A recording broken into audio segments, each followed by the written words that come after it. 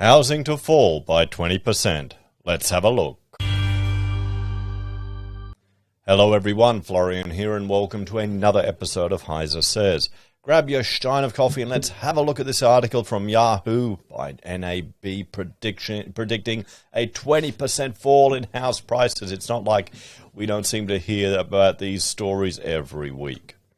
So, National Australia Bank's chief executive says the bank sees house prices declining as much as 20% peak to trough, but says most of its customers will be able to manage repayments even if rates rise higher than expected. So this is the thing, guys.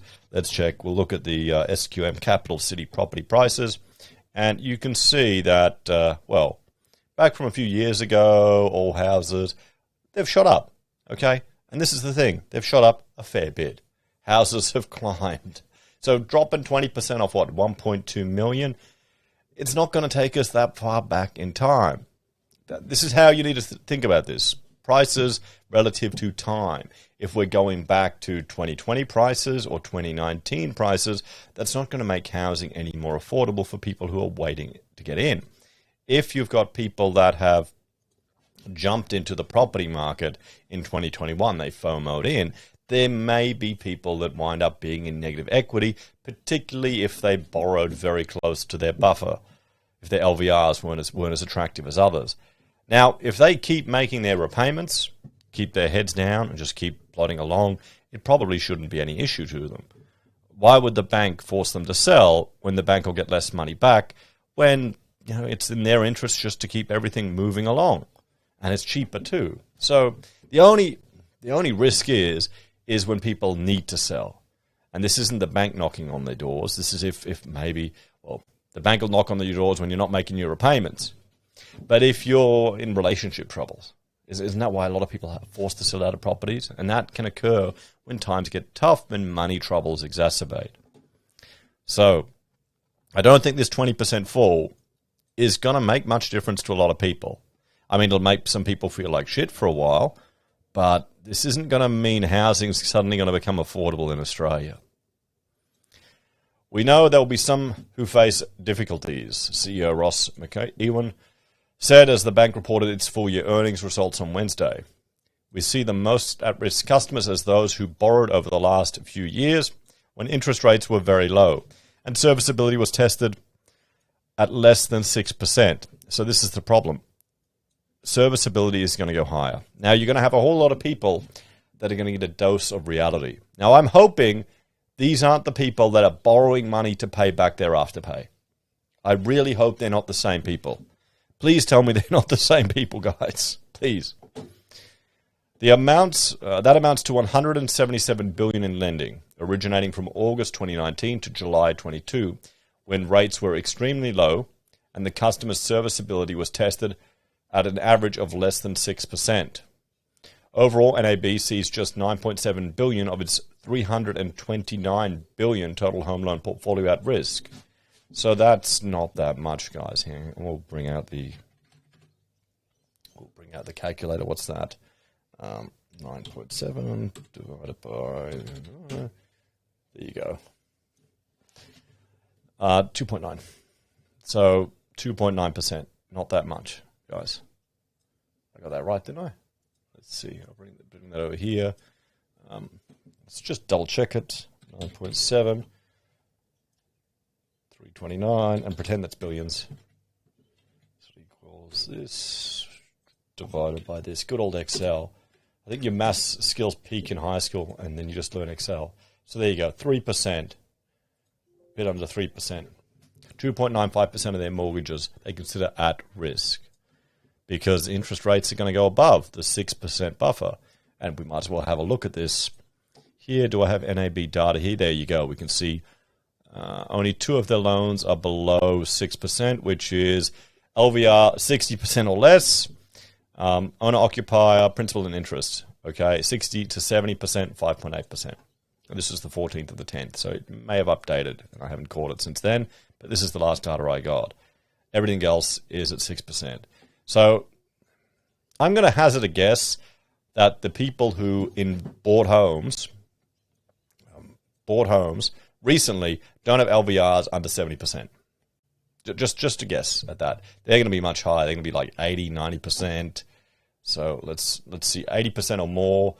That's a real estate investor. We'll go 8%. Where's 80% or more? There we go. Owner occupier, IO, 6.49%. That's what they'll be paying. So they're already going to be people that are over that 6% threshold. So if the cash rate is hiked to 3.6%, as its economists are predicting, those customers have a repayment buffer of less than 12 months, a dynamic loan-to-value ratio of under 80%, and no private or government mortgage insurance. Just $1 billion in loans are at the most risk. Those customers have repayment buffers of less than 3 months, a dynamic loan-to-value ratio of more than 90%, and no mortgage insurance. Yeah, but the mortgage insurance is for the bank. It's not for the actual occupier. You know, it kind of screws you over too. That scenario doesn't change much, even if the cash rate peaks higher than its economists are expecting. So we've rerun these numbers at 4%, and it doesn't make much of a difference, he told analysts. There's a modest uptick in at-risk customers, but there's no massive cliff or exponential increase in the at-risk customer cohort. Australia's largest business-focused bank reported cash earnings of $7.1 billion for 21-22, up 8.3% from the previous year. NAB's bottom line net profit also rose 8.3% to $6.9 billion in the year ending September 30. Our financial year 22 results are pleasing, he said. The result was attributed to volume growth and cost management and interest rates. After 11 years of interest rate reductions, earnings have also benefited in financial year 22 from the rising interest rate environment, he added. Borrowing rates have been rising steadily since May, when the central bank first began hiking the cash interest rate from a historic low of 0.1%. He pointed out to the current economic uncertainties, noting households are likely to be challenged by further rate rises and soaring inflation. Well, yes, inflation certainly is soaring.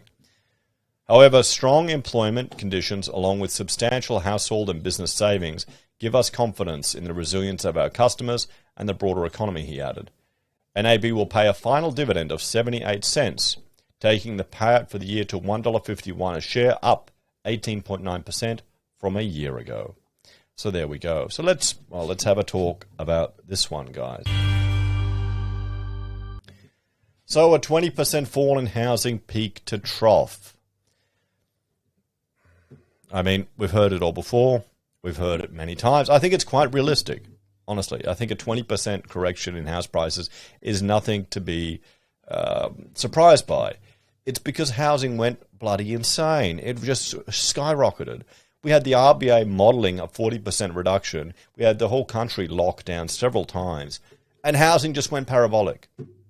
People got their super money. People realised that Andrew Bolt was right, and not spending money on Smashed Ave every weekend, they could save a shitload, and then they all piled into housing. And, well, some of them, it's going to be a period of negative equity, I think, before they are doing okay. We'll have to see if many people get pushed over the edge and are forced to sell. Hopefully people will learn some valuable lessons, and Australians will be stronger and tougher for it. Remember, this is really our first recession, our first difficult times we've had in about 30 years. Sure, we had the recession a couple of years ago. We're not going to feel the consequences of it until interest rates go up. Anyway, thanks for watching. Check out my other channels, HeiseBim and HeiseSays International, for other topics and content I discuss. If you're a fan and want to support the channel, there are a few ways you can. Financially on YouTube or Patreon, using our referral links, buying our pocket squares, or calling us if you need an architect. Take care, everyone. Have a great day. I'll see you in the next episode of HeiseSays.